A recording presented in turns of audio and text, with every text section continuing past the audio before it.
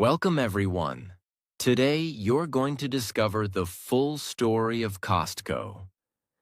How a simple warehouse became a $240 billion global empire built on honesty and trust.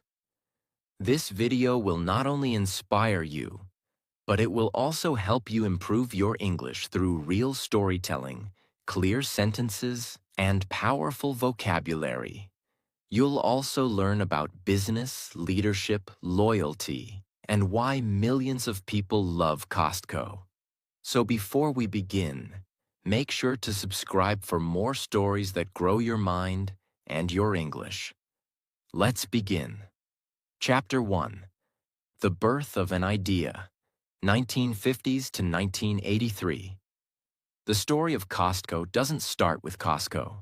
It begins much earlier, in 1954, with a man named Saul Price.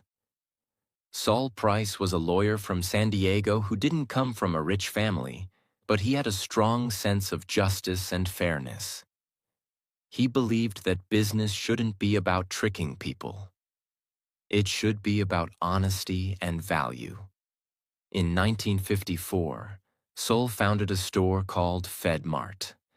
It was one of the first stores in the U.S. to use the membership model. Customers had to be part of a group, like government workers, to shop there. But FedMart was more than just a discount store. It was a revolutionary idea. No fancy advertising, no unnecessary decorations, just bulk products sold at low prices inside a warehouse setting. It looked unusual, but it worked. FedMart grew fast. People loved it. But years later, after Saul lost control of the company, he left and started something even bolder. In 1976, Saul Price, now in his late 50s, started a new store called Price Club in San Diego, California. This was the real beginning of the model that would later become Costco. Price Club was different from any store in the country at that time. The store was in a converted airplane hangar. The products were sold in bulk, meaning large quantities. Customers had to pay for membership to shop.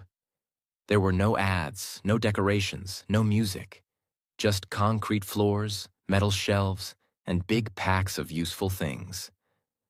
But what shocked the industry was this. Price Club sold items so close to the actual cost that it barely made profit on products. It made its money from the membership fees, not from overcharging. At first, it was created for business owners only. Small restaurants, offices, and local shops came to Price Club to buy things in bulk. But something unexpected happened. Everyday families started asking for membership too. They wanted lower prices, bigger savings. No nonsense. Saul Price agreed, and the business exploded in popularity. While all this was happening in San Diego, a young man named Jim Senegal had started working in the retail business. He had started his career at FedMart, the same company Saul Price had started. Jim was humble, hardworking, and deeply inspired by Saul Price's values. He believed in treating customers fairly, keeping prices low, keeping things simple, respecting employees. Jim worked for years under Saul Price, learning every detail about how ethical warehouse retail worked. Later, he also worked at Price Club, gaining more experience. But in the early 1980s, Jim Senegal met another man, a wealthy businessman named Jeff Brotman from Seattle. Jeff had a vision. Jim had the experience. Together, they were about to create something massive. In September 1983, in Seattle, Washington, Jim Senegal and Jeff Brotman opened the very first Costco warehouse. It was built on the same core idea as Price Club, but with a few changes. They allowed both businesses and individual customers to join. They had even fewer products than other stores, focusing on best quality plus low prices. They introduced the Kirkland signature idea later on. We'll get to that. They kept everything efficient, clean, and fast. Costco was not created by marketing experts. It was created by a team who believed in fairness, logic, and long-term loyalty. What Costco offered in 1983: a membership fee of $25 per year, concrete floors, industrial shelves, large items like toilet paper, cereal, TVs, diapers, frozen food, staff that were paid better than average, zero advertisements, bulk packages, free samples, a new kind of shopping experience. Customers were curious. Some didn't understand it at first, but those who walked in saw the savings and never looked back. In just a few months, the first Costco was a success. By the end of 1984, there were 9 warehouses. By 1985, there were more than 15. The company began expanding across the west coast of the United States: Oregon, California, Arizona. The growth was slow compared to today's startups, but very strategic and careful. Jim Sinegal believed in getting every detail right before opening new stores. We're not trying to be the biggest. We're trying to be the most trusted. That mindset became the DNA of Costco. Meanwhile, Price Club was still operating, and it was also doing well. But in the early 1990s, it faced some problems, including management issues and financial challenges. Instead of becoming rivals, Costco and Price Club made a bold move. They merged. In 1993, the two companies combined under the name Price Costco. It was the perfect match. Same values, same vision, same structure. Saul Price's model and Jim Sinegal's leadership united. Here's what happened. Price Club had around 94 locations in the US and Canada. Costco had about 77 locations, mostly in the western US. Together, they now had over 170 warehouses, thousands of employees, and millions of members. But merging two companies isn't easy. There were different management styles, different supplier contracts, different systems, and different visions. Behind the scenes, there were quiet disagreements between Saul Price's family, who founded Price Club, and Jim Sinegal's team at Costco. They all respected each other. But they had different ideas about how fast to grow, how to handle operations, and who should lead. Eventually, the two sides peacefully separated again. The Price family went on to start Price Smart, a separate international business, and Costco became the final name of the unified brand. From that point forward, it was clear Jim Sinegal was in charge. After 2 years of operating under the mixed Price Costco brand, the company officially changed its name in 1995 to Costco Wholesale Corporation. This was more than just a rebranding. It was a message to the world that this company was serious about wholesale, that it would now grow with one identity, and that Jim Sinegal's vision would lead the way. Costco began streamlining operations, creating a single buying team, consolidating warehouses, and training managers under one system. This set the stage for Costco's next phase: nationwide domination. By the mid-1990s, retail giants like Walmart, Kmart, and Target were everywhere. They had thousands of stores. They advertised nonstop. They sold everything from clothes to candy. Costco was smaller, but different. Jim Sinegal knew, we don't want to be everywhere. We just want to be trusted wherever we are. So Costco opened new locations slowly, focused only on high-performing cities, used data to understand what members wanted, built large warehouses in areas where families and businesses could shop together.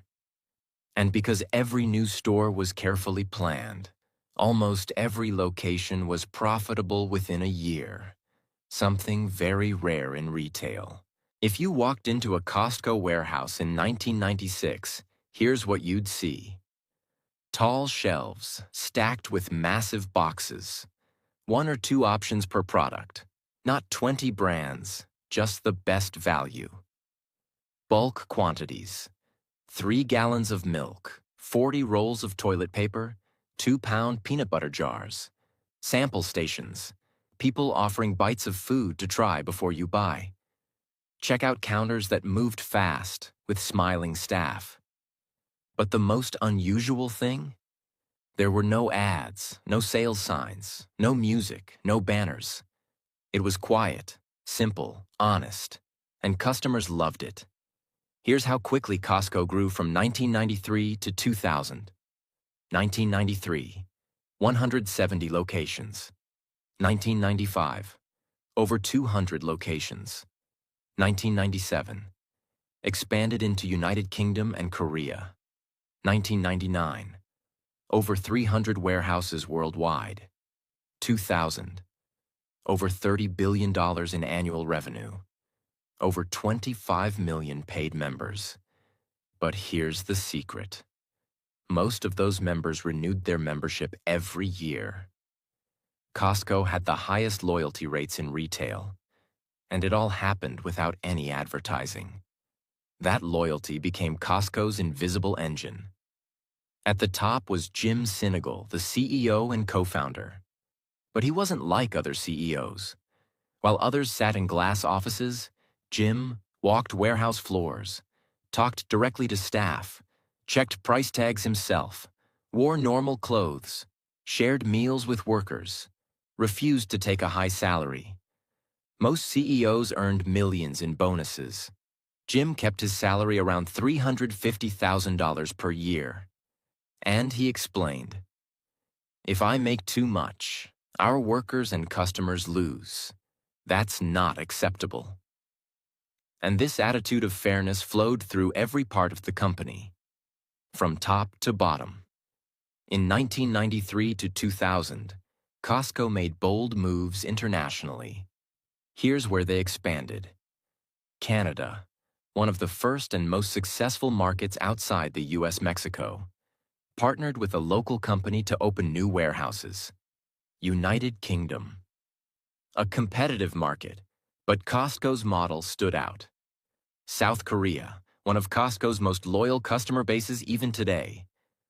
Taiwan, a small but powerful presence. But Costco didn't rush. For every country, they studied the local culture, changed packaging sizes if needed, trained local employees, kept the same values and model everywhere. That discipline made sure Costco never lost its identity, no matter where it went. Let's be clear. The 90s were not easy. Costco had to compete with Walmart's Sam's Club, handle global logistics, deal with criticism from Wall Street for slow profit, educate new customers about the membership model, manage supplier relationships for bulk pricing. But what helped Costco survive was its consistency. Prices stayed low, product quality stayed high, employees stayed loyal, members kept coming back. Every other company was changing fast. Costco was staying true. By the year 2000, Costco was no longer just a store. It had become a trusted brand, a community of smart shoppers, a company with a clear soul and a growing global presence. But the best part? Costco hadn't even begun to show what it was truly capable of. Chapter 2. Surviving the Storms. Costco in the 2000s and the Great Recession, 2000 to 2010. As the world entered the 21st century, everything was changing fast. The internet was growing. Shopping malls were everywhere. New online businesses like Amazon were starting to rise. Big retail giants were fighting for control, and Wall Street was watching every company, expecting higher profits every quarter. For most businesses, this meant one thing: grow fast, earn more, cut costs, go digital. But Costco stayed calm. It didn't rush, it didn't panic, it didn't try to be trendy. Instead, it focused on the same four pillars it always believed in: low prices, bulk quality, member loyalty, honest business. And during this decade, Costco would face its biggest test: surviving the Great Recession, the biggest global economic crash since 1929. Let's walk through every major event and decision from this era. In the early 2000s, Costco was not trying to dominate headlines. It was doing what it always did best: opening warehouses one at a time, watching customer habits, building long-term relationships with suppliers, improving member experience, and ignoring the noise around it. But retail was changing. Companies like Walmart were growing aggressively. Amazon was becoming a serious online threat. Target was winning middle-class shoppers with attractive branding. And Sam's Club, Walmart's warehouse model, was trying to beat Costco at its own game. Still, Costco had something the others didn't: real trust. Costco isn't known for flashy innovation, but in the 2000s, it made some smart, silent upgrades that helped it grow without breaking its identity. Expanding Kirkland's signature. The Kirkland signature brand became a major focus in the 2000s. It had started in 1995, but now Costco expanded it to wines, organic products, clothing, health supplements, baby products, even luxury items like Kirkland's signature French vodka, comparable to Grey Goose. People realized Kirkland means premium, without the premium price. Kirkland was not just a store brand anymore. It became a symbol of smart shopping. Pharmacies, gas stations, and optical centers. In this decade, Costco also began adding pharmacies with low-cost generic medications, optical services for affordable glasses, gas stations near warehouses, offering cheaper fuel for members. These extra services made the membership even more valuable and kept people coming back for more than just groceries. Food court favorites. Costco's food court became famous, especially for the $1.50 hot dog and soda combo, a price that hasn't changed since 1985. Large, affordable pizza slices, chicken bakes, churros, and soft-serve ice cream. It became a tradition. Shop in bulk, eat a cheap meal, go home happy. During this time, Jim Sinegal was still the CEO, and his leadership was as humble as ever. He was walking into random warehouses to inspect them, checking prices by hand, personally reviewing store cleanliness, speaking to employees and customers directly. He still took a salary of around $350,000 per year, refused bonuses and stock manipulation, and never wanted to become a billionaire. Meanwhile, other retail CEOs were making tens of millions. But Jim always said, "If I take more, someone else, a customer or employee, gets less." His actions inspired loyalty not just from staff, but from customers too. During this decade, Costco expanded deeper into Japan. First store opened in 1999, grew significantly in the 2000s. South Korea. Costco became a favorite among Korean families. Taiwan, the UK, Mexico, with over a dozen locations by 2010. Each new country came with its own challenges, different product expectations, cultural shopping habits, packaging sizes, language barriers. But Costco did what most American companies failed to do. It respected each market. It didn't push U.S. habits. It learned from locals, and it kept its pricing model honest. Now comes the turning point. In 2008, the world economy collapsed. Major banks failed. Millions lost their jobs. Housing markets crashed. People stopped spending. Businesses shut down. For most companies, this was a nightmare. But for Costco, it was a moment of truth. Here's why. During the Great Recession, people needed lower prices, basic products in bulk, a company they could trust. Costco delivered all three. While luxury brands suffered, Costco's warehouses were still full of shoppers. Families came too. Buy affordable food for the month. Get cheaper medications at the pharmacy. Use their membership for gas savings. Get better deals than traditional grocery stores. And guess what? Costco's membership renewals stayed high. Sales stayed surprisingly strong. Employees were not laid off. The hot dog combo still cost $1.50. Here's a true moment that defined Costco's soul. In 2009, an executive suggested to Jim Sinegal, "Should we increase the price of the hot dog combo to $1.75 or $2? Jim replied, "If you raise the price of the hot dog, I will kill you. Figure it out." And they did. Instead of raising the price, Costco built its own hot dog production facilities, cut costs through smarter supply chain management, protected the price to protect customer trust. This wasn't just about food. It was about principle. Let's look at the numbers. Most retailers saw a drop in revenue.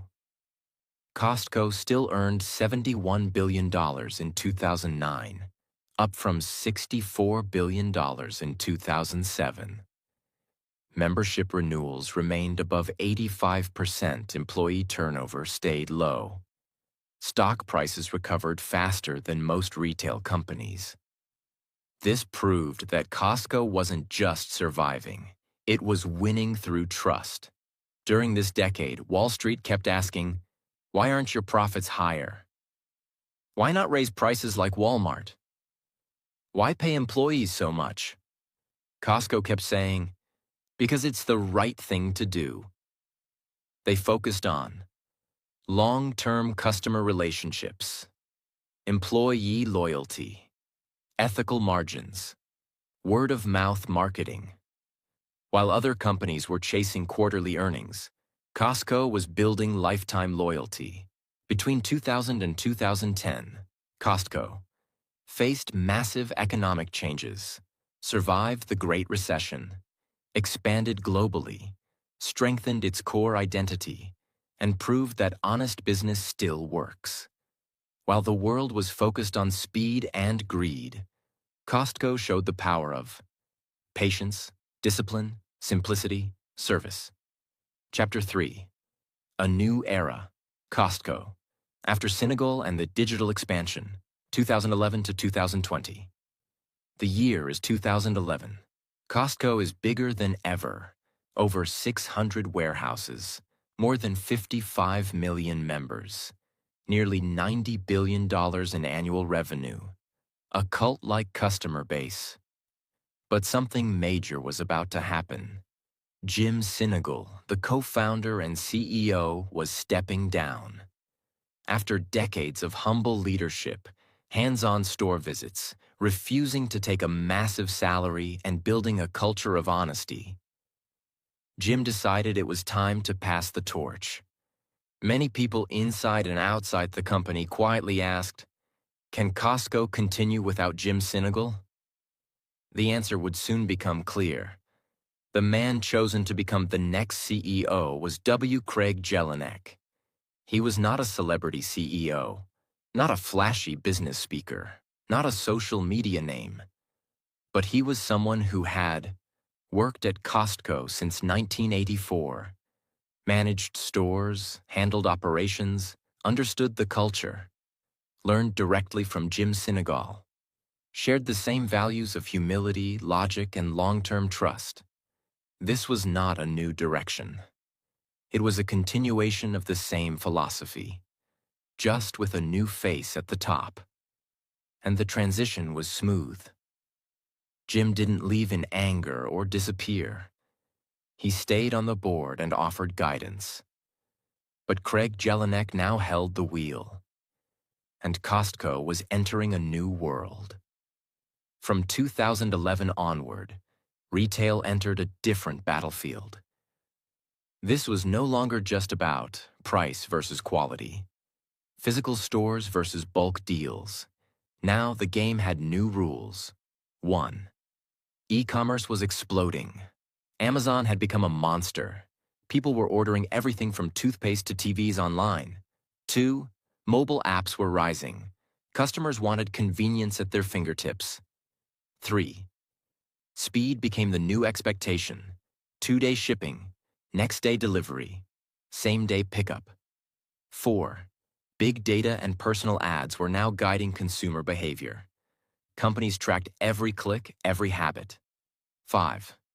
Retail chains were closing. Sears, Kmart, Toys R Us, JCPenney. Even malls were dying. Costco had to decide, should we change everything or stay true to who we are? Their answer was brilliant. We'll adapt, but we won't sell our soul. Costco had already launched Costco.com in the 2000s, but now they began to invest quietly and carefully in e-commerce growth. But they did it differently. No spammy ads, no fake countdown timers, no deal of the hour pressure. They just offered bulk products, Kirkland items, appliances, furniture, electronics, and easy delivery options. By 2020, Costco's e-commerce sales crossed $10 billion per year, without ever shouting about it. They also launched mobile apps, online photo centers, digital pharmacy services, and business delivery tools.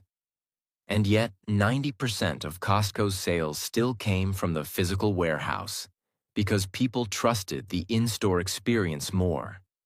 During this time, Costco also became known for cheaper gas stations, often 10 to 20 cents less per gallon. Affordable pharmacy services, especially for members without insurance. Costco Travel, offering vacation packages, rental cars, and hotel deals. These services made the membership more valuable than ever before. Many families now said, I save more on gas and prescriptions than I pay for membership. Costco's $4.99 rotisserie chicken became legendary. They refused to raise the price, even as chicken costs rose. So in 2019, Costco made a bold move. They built their own chicken processing plant in Nebraska. Why? To control the cost of their most popular item, to ensure quality, supply, and animal welfare, and to protect customer trust again. This wasn't just about poultry. It showed how deeply Costco understood long-term thinking. Here's how Costco grew during this decade. Warehouses, 2011, 592. 2020, over 800. Revenue, 2011, $88 billion. 2020, $166 billion. Paid members, 2011, 55 million. 2020, 98 million. Membership renewal rate, US and Canada. Consistently 90% or higher. Global presence. Expanded into France, Spain, China, Iceland. Kirkland signature brand. Sales. Crossed $40 billion in annual revenue by itself. Costco didn't grow fastest, but it grew smartest and never lost its base. In this era, Costco had many chances to become like everyone else. But it said no to shortcuts, no massive advertising. They still don't run TV, radio, or billboard ads. They let word of mouth and member experience do the work. No social media manipulation. While other brands post memes and trending content, Costco rarely posts. And yet people talk about them constantly online. No credit traps. Costco doesn't push store credit cards with fake discounts. They offer one real credit card with real cash back. No price games. They don't do fake sales. They don't mark prices up just to pretend to lower them. The price you see is the lowest they can offer. Every day. Costco continued its tradition of paying workers more than industry average, offering full-time benefits to part-time workers, promoting from within, maintaining employee loyalty and pride. Even as retail became a high-turnover, low-wage sector, Costco stood out as a company where people stayed for 5, 10, even 25-plus years. And when the world entered the next crisis, COVID-19, this loyalty would become even more important. As the COVID-19 pandemic hit the world in 2020, Costco once again faced a moment of truth. People rushed to stock up. Warehouses were overwhelmed. Toilet paper, sanitizers, food. Shelves were emptied in hours. Here's what Costco did. Imposed purchase limits to prevent hoarding.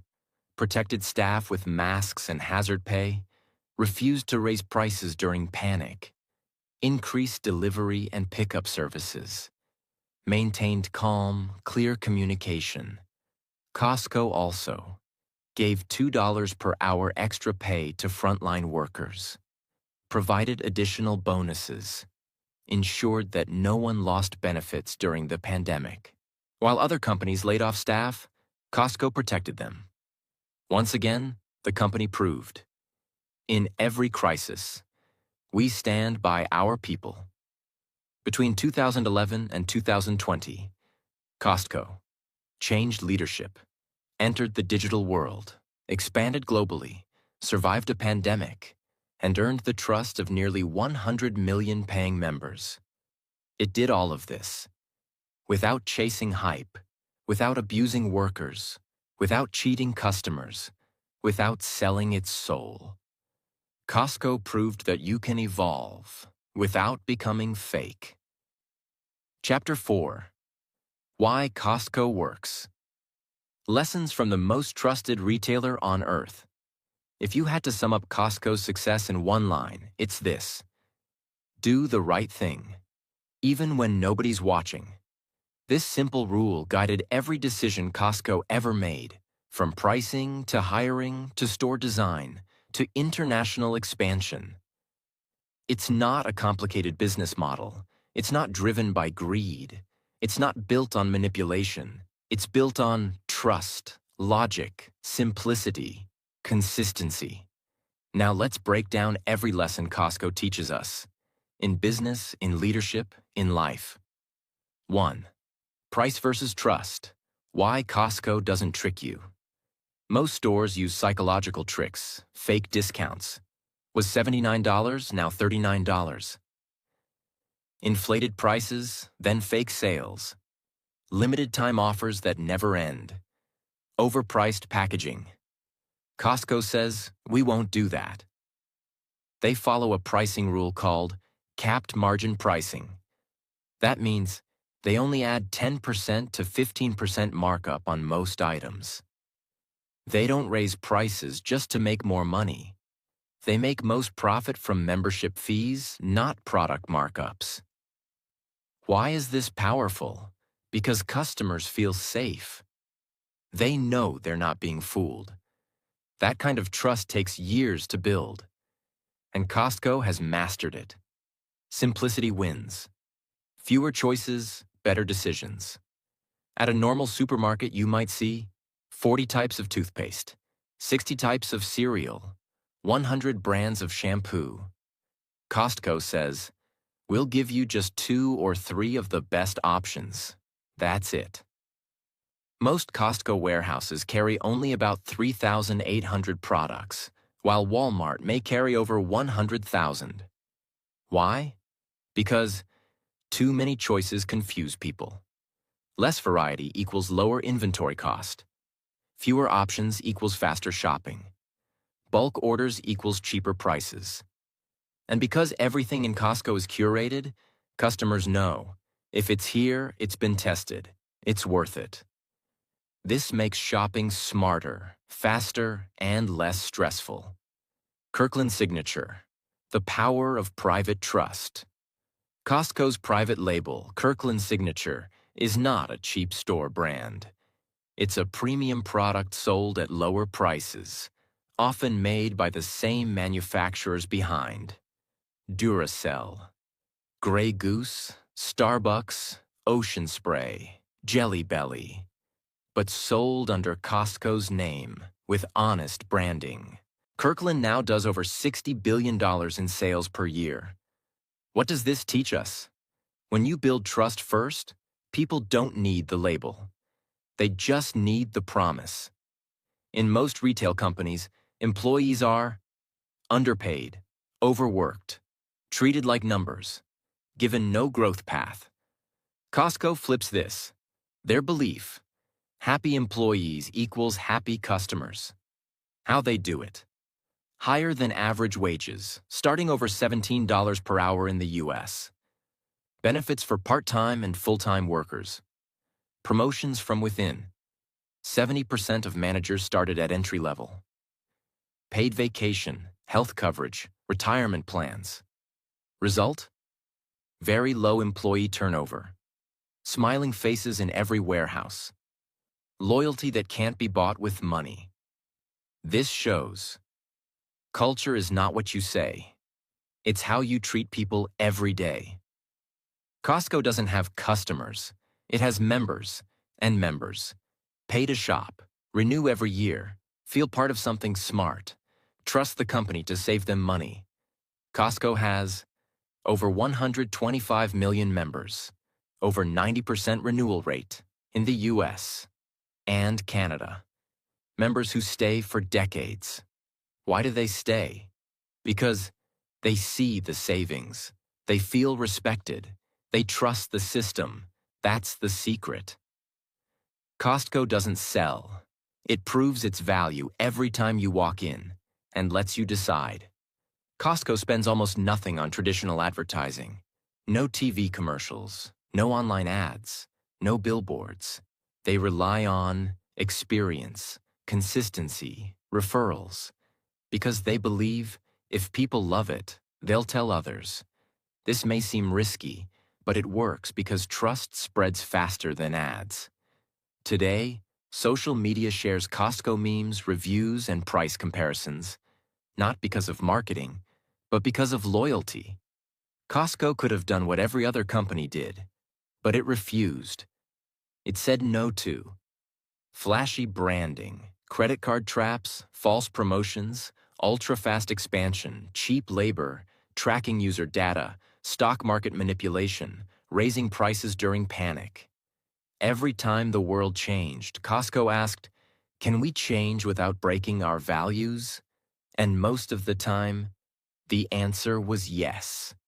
That's why they've survived every market shift, every competitor, every crisis. By 2023 to 2024, 850-plus warehouses in 14 countries, $240+ billion in annual revenue, over 125 million members, over 300,000 employees worldwide, a reputation as the most trusted company in retail, a fan base that includes business owners, families, and celebrities. But the most important number is trust, something no spreadsheet can measure. Costco's story is not just about retail. It's a lesson in long-term thinking. They didn't chase trends. They stayed focused. Simplicity. They made things easier, not fancier. Consistency. They stuck to their promises every year. Value without ego. No need for fancy packaging or big claims, just results. Culture before profit. They put people first, and the profit followed. If every company did this, the world would feel safer, fairer, and more human. You can apply Costco's mindset to your own career, relationships, habits, dreams, learning journey. Be honest, don't fake success. Earn trust. Be simple. Focus on the essentials. Be consistent. Show up the same way every day. Treat people well in work or life. Respect always wins. Play the long game. Don't rush. Build something real. Whether you're a student, entrepreneur, artist, or English learner, Costco proves you don't have to be loud to be powerful. You just have to be honest and excellent. Costco was never supposed to be cool. It was never glamorous, never loud, never flashy. But it became a $240 billion company, a global household name, a business school case study, a customer favorite, an employee haven, a moral example in capitalism. It became a place where people don't feel like shoppers. They feel like family. In a world that changes every second, Costco stayed the same, and that made all the difference. This is the real, full, and complete story of Costco, from its humble beginning to its global legacy. Every part told in detail, every truth respected. If you enjoyed this story and learned something new, then share it with the world. And remember, greatness doesn't have to shout. Sometimes it looks like a warehouse with concrete floors, low prices, and loyal hearts.